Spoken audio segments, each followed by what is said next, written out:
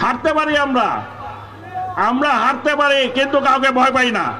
রিশাদ হোসেন বাচ্চা ছেলে, ওর বলই বুঝতে পারে না। আমরা সুপার 8-এ উঠলাম, এর আগে তো কখনো পারিনি। লড়াই করে জিতবো আমরা।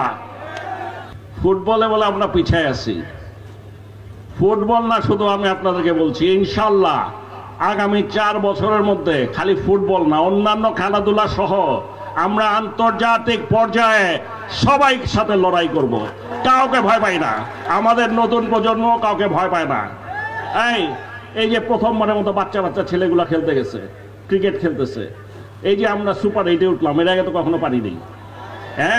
এই যে তানজিদ তামিম বাচ্চা ছেলে, কি সব বাঘা বাঘা বোলার, ভয় পায় না, কিন্তু এখনো ভয় পায় না।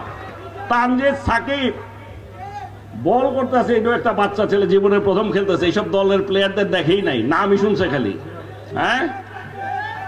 ওর বল করে যে একটু ভয় পায় না। বড় বড় প্লেয়াররা থমকাই গেছে, একে কই থেকে আসলো। রিশাদ হোসেন বাচ্চা ছেলে, ওর বলই বুঝতে পারে না।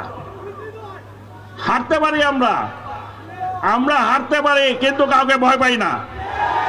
লড়াই করে জিতবো আমরা, এবং এটা একমাত্র সম্ভব এই নতুন প্রজন্মের মাধ্যমে।